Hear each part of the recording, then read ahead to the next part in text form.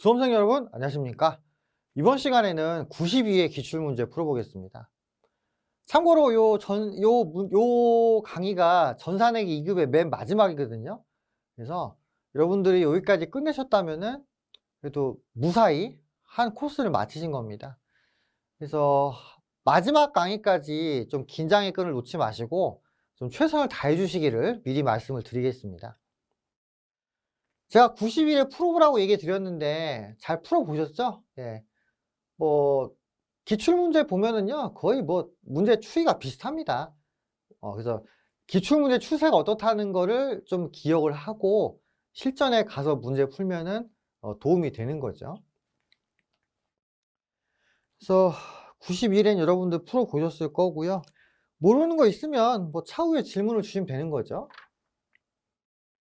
자, 92회 92회. 343페이지부터고요. 일단 지난번 강의처럼 실기를 먼저 하고 이론을 할 거예요. 여러분들이 실전에 임하시기 위해서는 문제풀이 순서도 잘 기억을 하셔야 됩니다. 그래서 실기 45분에 이론 13분.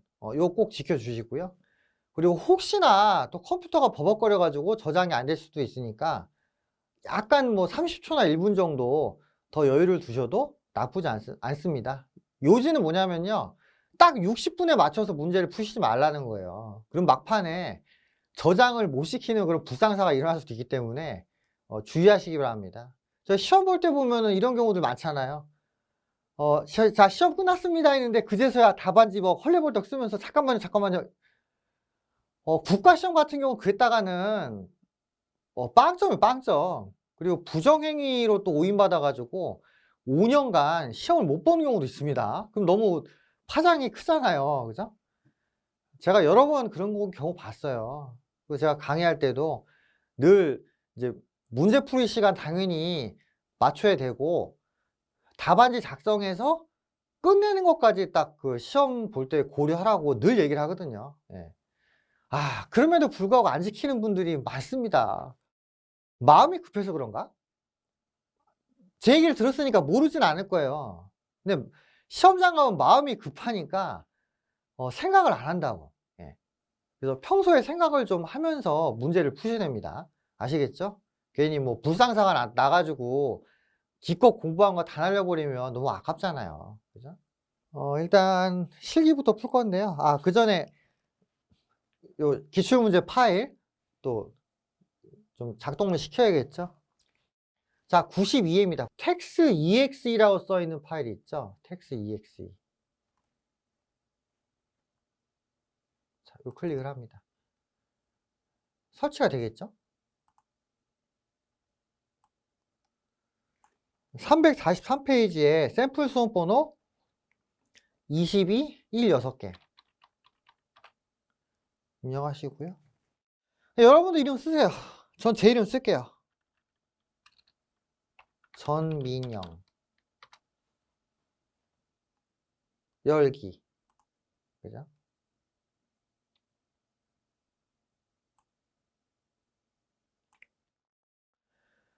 편의상 문제 유형은 A형으로 제가 할 건데요.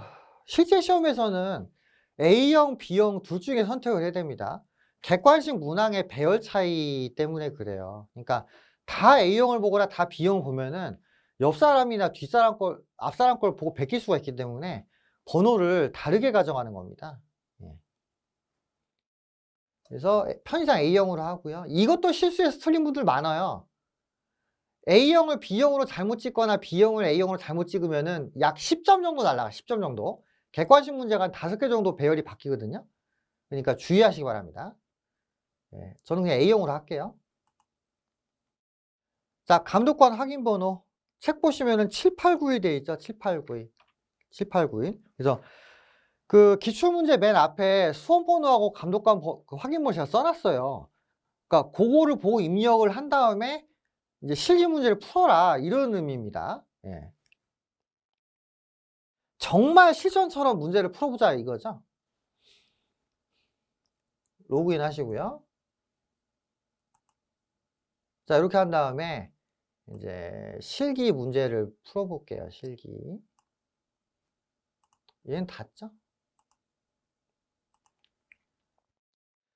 지난 시간에 한번 풀어봤으니까 조금 더 빨리 할 수 있을 겁니다. 346페이지고요. 자, 회사 이름이 동백상사 맞죠? 뭐 회사에 대한 소개는 한번 읽어보시고 문제 1번부터 바로 가겠습니다. 문제 1번은 사업자 등록증이고요. 책의 내용하고 여기 화면 내용하고 다른 거를 이제 찾아가지고 고치는 겁니다.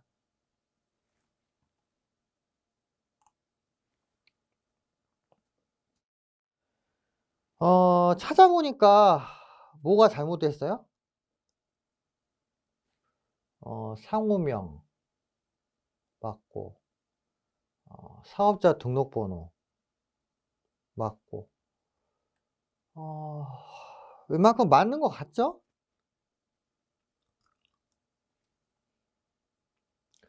업태를 보니까 업태. 업태가 제조가 아니고 뭐요? 도소매죠, 도소매.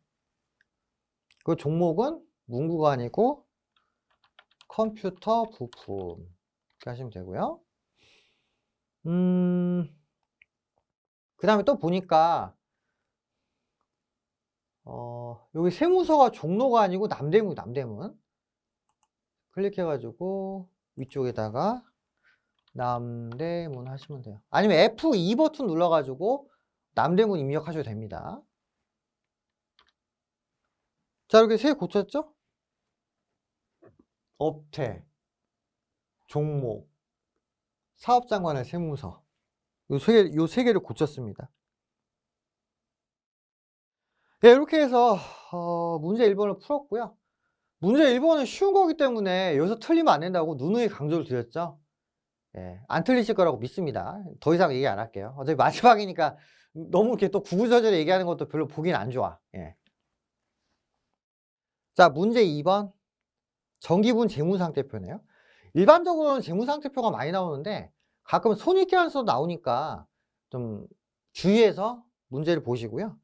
손익계산서 같은 경우는 매출원가 고칠 때 창을 또 하나 띄워야 되거든요. 그거는 기본 강의 때 설명드렸으니까 한번 기본 강의를 참고하시기 바랍니다. 그래서 정기분 재무상태표 한번 보고요. 됐죠? 자, 틀린 게 뭐가 있나 보겠습니다. 2100, 2520. 문제에는 외상매출금에 대한 대손충당금이 있거든요. 근데 여기는 없어요. 입력해야겠죠. 외상매출금이 108번이니까 대손충당금이 109번이죠. 플러스 1번. 금액은 8만이고요. 그러면은 금액이 딱 맞네. 그죠? 단기 차입금이 빠졌죠? 부채점 보니까. 단기 차입금이 빠졌어. 빠진 게 아니고 금액이 218만 원이 아니고 2180이란 말이죠. 그러면 2180 입력을 합니다. 이렇게 하면은 대차 차익이 없고 차변하고 대변 합계가 맞죠? 네. 다 맞으면은 끝나는 거예요. 이번에 사건은 좀 쉽네. 그죠? 보통 3개 나오는데 이번엔 2개밖에 안 나왔습니다. 그래서 당일 차익금 금액 218을 2180으로 고치는 거고요. 그 다음에 대손충당금 추가하는 거 이거. 만약에 순서 정렬하려면 어떻게 돼요? 이 조회 있죠? 조회. 요걸 누르시면 됩니다. 누르면은 대손충당금이 그 자기 원위치로 딱 가죠. 그죠? 예. 자, 이렇게 해서 문제 2번도 마무리가 됐고요. 자, 문제 3번. 다음 자를 이용해서 입력하시오. 1번 거래처별 초기 6월 잔액을 맞춰라. 자, 3-1번 입력하시고요. 받으러 체크해가지고 입력할 거랑 봅니다. 영미 실업 막 산미그룹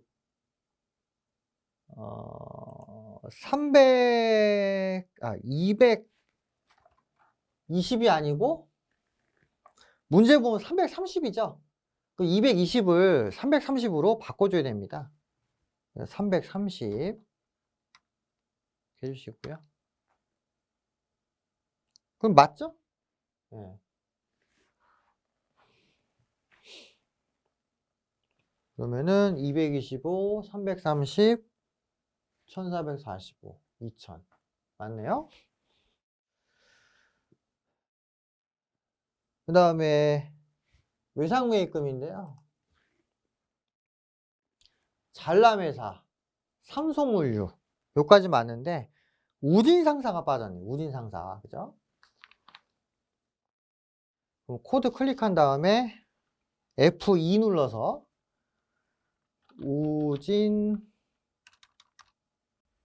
우진상사 입력하시면 되죠. 180 예. 이렇게 입력하시면 되겠습니다.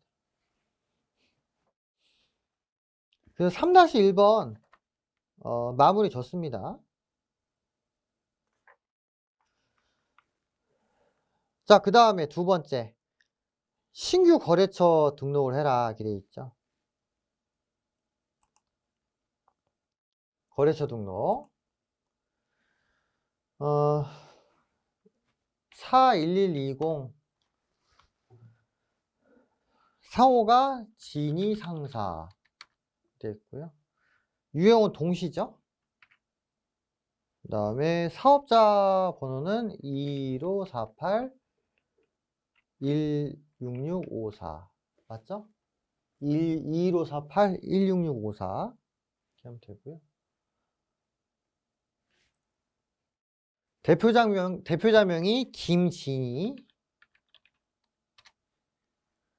업태는 도소매, 종목은 조명기구 이렇게 되어 있죠. 주소 입력할 때 우편번호는 필요 없다고 했으니까 경기도 수원시 장안구 8달러 197 영화동 예. 이런 식으로 입력하시면 되죠. 그냥 그대로 입력하시면 돼요. 그대로 예, 뭐 맞게 입력이 돼 있네요. 엔터 치시고요. 거래처 코드가 틀리면은 이거는 지우고 다시 해야 되거든요. 그런데 나머지가 틀렸으면은 그냥 해당 부분 클릭해서 고치면 됩니다. 그리고 거래처 코드가 틀리면은 저거 삭제한 다음에 어떻게 해요? 휴지통 비우기 해가지고 완전히 날려버리고 처음부터 다시 입력을 해야 되죠. 예. 근데 사실 이거를 2번, 3번 틀릴 것 같지는 않아요. 예. 제가 강의해 본 결과 막 2번, 3번 틀리셨던 분들은 없었어. 제가 알기로는. 자, 이렇게 해서 문제 3번까지 풀이했습니다. 그 다음에 문제 4번이죠. 4, 5, 6번까지는 일반 전표 입력으로 쭉 가야죠. 자, 문장 풀어보겠습니다. 348페이지인데요. 1번이죠. 자, 7월 3일 일용직 근로자에게 일당 15만 원을 현금으로 지급하였다고 되어 있죠. 일용직 근로자에 대한 인건비는 뭘로 처리해야 돼요? 잡급, 그죠? 잡급. 제가 앞에서 그 판매 관리 활동할 때 이거 이야기 드리지 않았어요? 분명히 드렸던 걸로 제가 기억을 하는데 아마 판매 관리 활동 쪽에서 얘기를 한번 했던 것 같은데 일용직 근로자 인건비 잡급. 예. 제 책이요. 자랑은 아니지만은 웬만한 건 제가 다 넣어놨어요. 다. 왜? 이렇게 또 해괴한 문제가 나왔을 때 어느 정도 대응하시라고. 예. 이건 사실 전산회계 1급에서 나온 내용이라 이건 틀릴 수도 있어요. 제가 봤을 때는. 근데 이제 그냥 공부하는 김에 조금 더 알면은 나쁘진 않거든요. 뭐 완전 그 인건비하고 동떨어진 내용은 아니기 때문에. 그래서 일당을 현금으로 지급해달라 했죠. 그럼 잡급이라 잡급. 그러니까 잡스런 급여 뭐 이런 뜻이에요. 그리고 그리고 그냥 현금으로 줬으니까 출금으로 해야죠, 출금. 그래서 제가 출금으로 해보겠습니다. 자, 출금한 다음에 잡급 이렇게 치고요. 뭐 잡급도 종류가 있겠죠. 당연히 뭘로 해야 돼? 아이고, 판관비인데. 잡급. 판관비. 그죠? 자, 15만 원. 네, 이런 식으로 회계 처리하시면 되는 거죠. 뭐 이거는 그렇게 어려운 건 아닙니다. 자, 두 번째. 8월 6일인데요.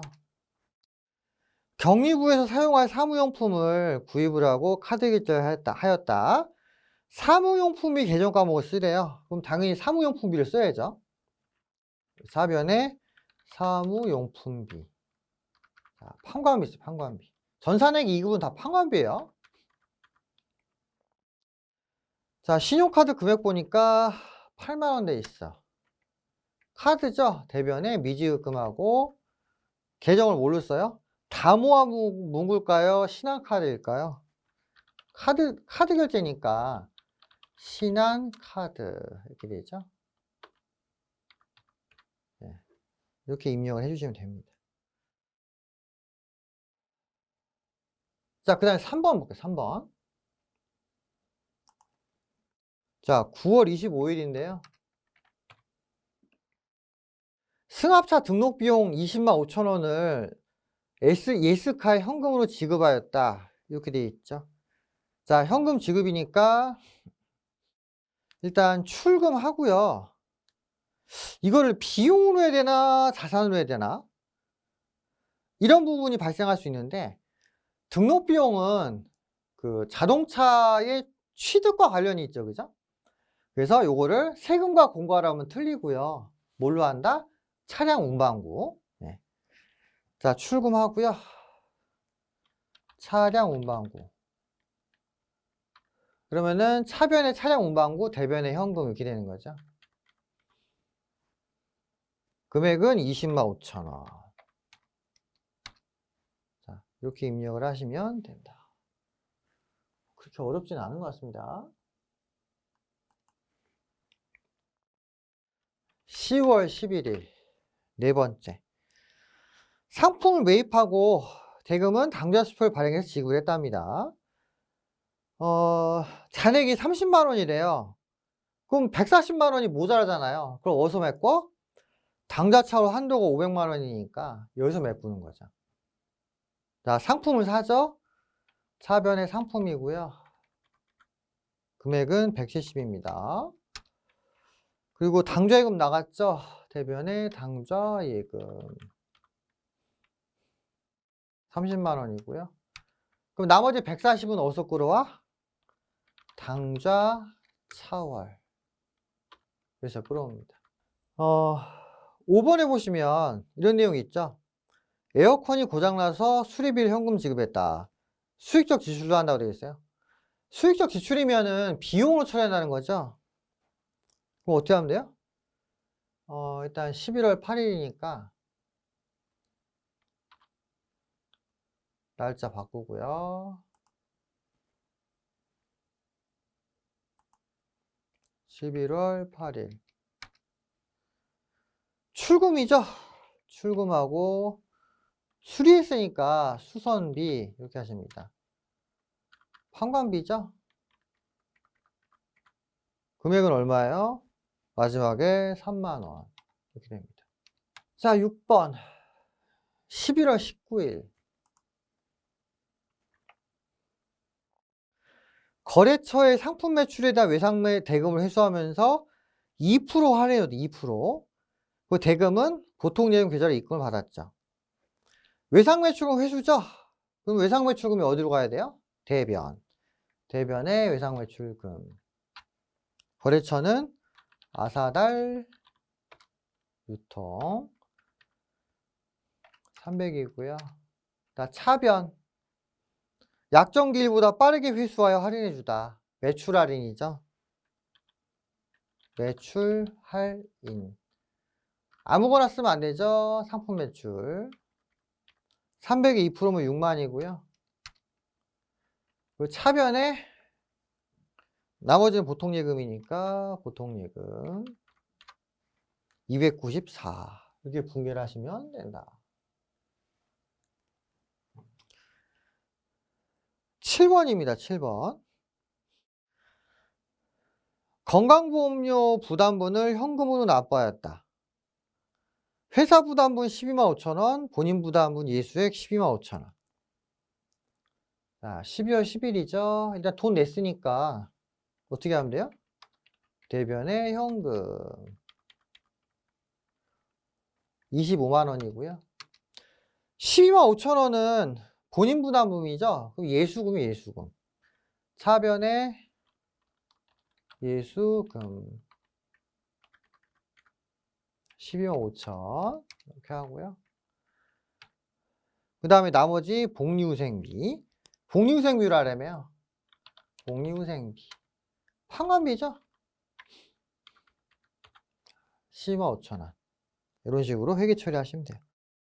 이것도 전산액의 1급에 나오는 내용인데 글쎄요. 2급에도 나오네요. 하긴 뭐 2급에서 나온다고 해서 뭐 다 틀릴 문제는 아닙니다. 그 급여 지급 분계를 알면은 그 다음에 예수금 납부하는 분계도 같이 따라오는 거니까 당연히 알아야죠. 전 다 설명드렸잖아요. 그죠? 자, 그 다음에 12월 22일입니다.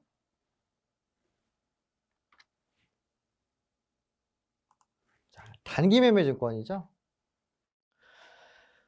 단기 운용 목적으로 주식을 샀어요. 주당 6,500원에. 그 6,500 곱하기 1,000 주면 650만 원이죠. 그럼 차변에 단기매매증권 650만 원. 이거 받으니까요. 그리고 수수료가 있죠. 수수료. 수수료 비용의 경우는 어떻게 한다 했어요? 그냥 비용 처리한다 했죠. 그래서 차변에 수수료 비용. 참고로 유가증권에 대한 수수료 비용은 900번대 코드를 쓴다는 거 기억하시기 바랍니다. 맞죠?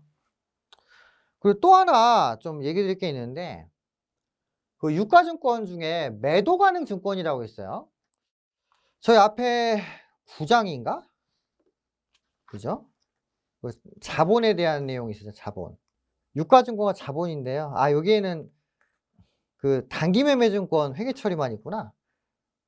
매도 가능 증권에 대해서도 언급은 드렸어요. 이제 하나 더 기억하시면 단기매매증권의 경우는 수수료 비용을 별도 처리하는데 매도 가능 증권이나 만기 보유 증권의 경우는 어때요? 수수료가 발생하면은 그거를 자산에 포함을 시킵니다. 예. 이거 전산액 1급 내용인데 미리 그냥 설명을 드릴게요. 나중에 여러분들 전산액 1급 강의 또 들으실 거잖아요. 그죠? 저 이거 끝나면 전산액 1급 강의 이제 할 거예요. 예. 일단 뭐죠? 제가 이것만 강의하는 게 아니기 때문에 쭉 연결 지어서 말씀을 드리는 겁니다. 그걸 좀 미리 알아두시면 좋죠. 예. 그래서 매도 가능 증권이나 만기 보유 증권의 경우에는 수수료 비용을 유가증권에 포함시킨다. 단기 매매 증권 어때요? 그냥 비용으로 별도로 빼버리죠. 그리고 그때 쓰는 비용은 900번대, 즉 영업의 비용이다라는 거예요. 그래서 이게 11만 원이죠. 이 대금이 보통예금에서 나갔죠. 그럼 대변에 보통예금 661만 원 이렇게 회계 처리하시면 된다는 거죠. 자, 이렇게 해서 일반 준표 입력을 봤는데요. 좀 어려운 게 몇 개 있네요. 그죠? 1번하고 7번은 좀 어려울 수 있겠네. 왜냐면 전산액이 2급에서 잘 나오는 테마가 아니기 때문에 그래요. 자, 그 다음에 문제 5번 보십니다. 오류수정이죠. 오류수정 잘 하려면 어떻게 돼요? 기존의 분계를 잘 알아야죠. 오류수정을 따로 공부하는 거 아닙니다. 네. 그냥 일반 점프 입력 공부하면서 곁가지로 하는 거예요. 10월 3일이죠.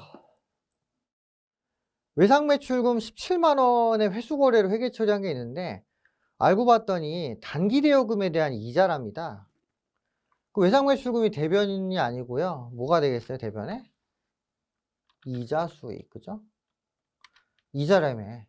이자 수익이잖아요. 바꾸면 되죠. 어차피 적유의 단기대여금이라고 써 있으니까. 그죠?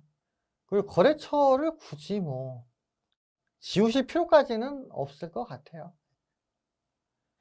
그러니까 확실히 틀린 것만 바꾸면 되니까요.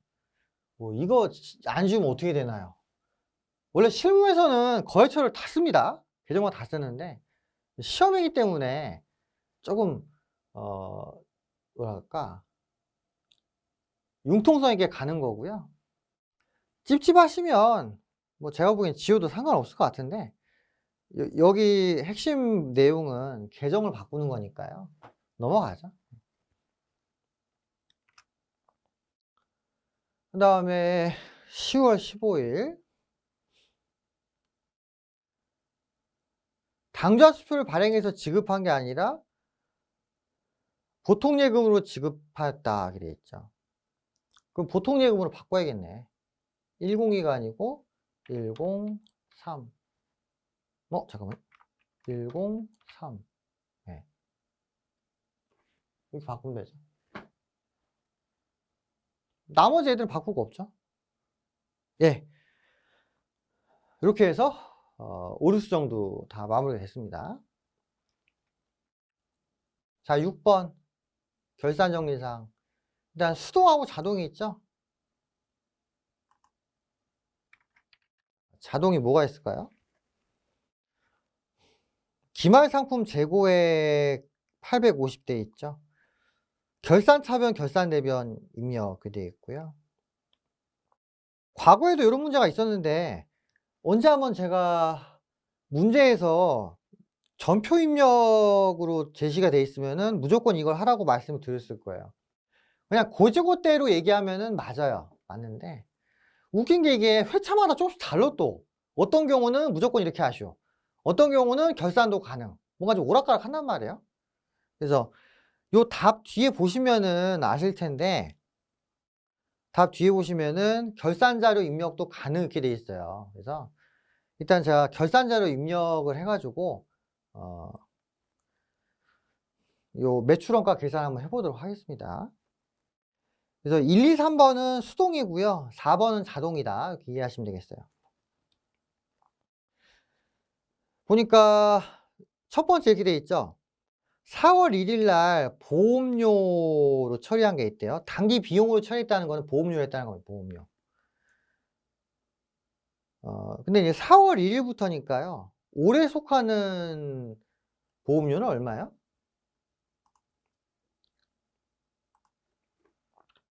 올해 보험료.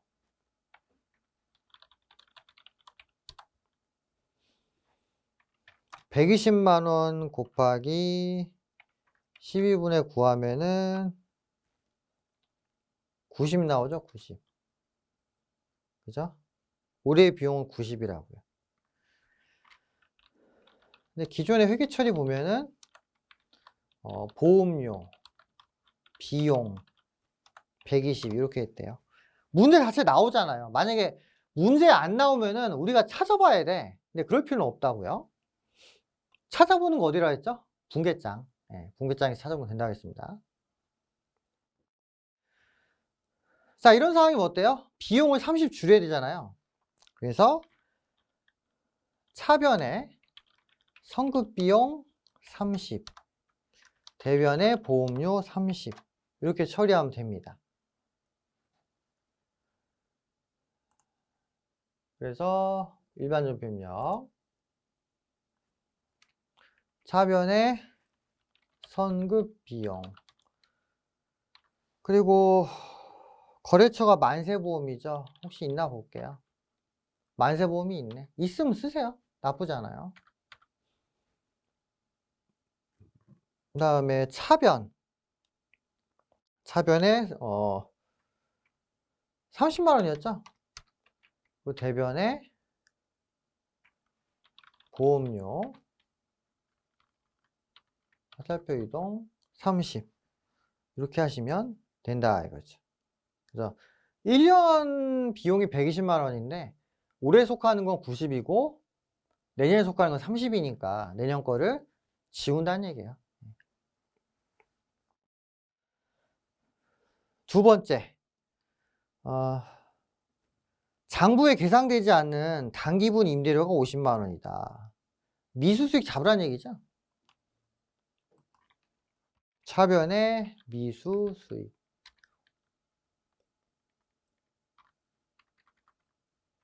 $50만. 대변의 임대료. 자, 900번대입니다. 900번대. 영업의 수익이라 했잖아요. 50만 원. 자, 이렇게 처리하시면 되고요. 그 다음에 세 번째 보시면 현금 실제액이 더 많대요. 모자르면 잡손실이고 남으면 잡이익이죠.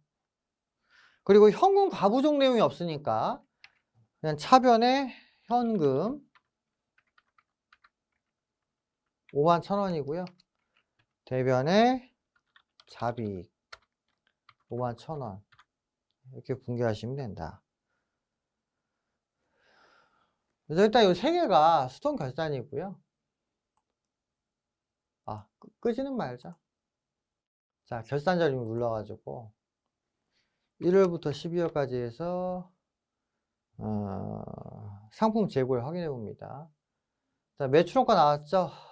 요거 편집해 가지고 편집해서 여 누르고 선택한 다음에 확인 눌러서 바꾸면 됩니다.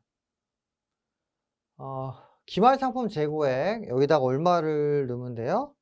850 이렇게 됐습니다. 그러고 나서 전표 추가하면은 매출원가 나와요. 전표 추가 됐고요. 더 이상 없죠? 만약 잘못됐으면 결산분기에 삭제한 다음에 다시 하라고 했습니다. 그리고 일반 전표 가가지고요. 조회 한번 해볼게요. 그러면은 여기 결차결 해가지고 상품 매출원가 상품이 쫙 나오죠. 이거를 일반 전표 이렇게 입력해도 되고요. 아니면은 결산자료 입력해서 해도 되는데 개인적으로 저는 결산자료 입력을 선호합니다. 왜? 전산액의 1급 이상 가면은 거의 무조건 자동 결산이거든요. 그렇기 때문에 미리 지금 해보는 것도 나쁘지 않아요. 그래서 예전에는 그냥 분기하는 걸 맡겨줬는데 최근에는 이렇게 결산 자료 입력에다가 직접 하는 것도 인정해 줍니다. 뒤에 다 보시면은요. 결산 자료 입력 가능 이렇게 돼 있어요. 한번 다 보실까요? 373페이지 4번이 있죠. 그죠? 결산 자료 입력해서 전표 추가. 이것도 된단 말이에요. 네, 이렇게 해도 됩니다. 자, 이렇게 해서 6번까지 마무리 했고요.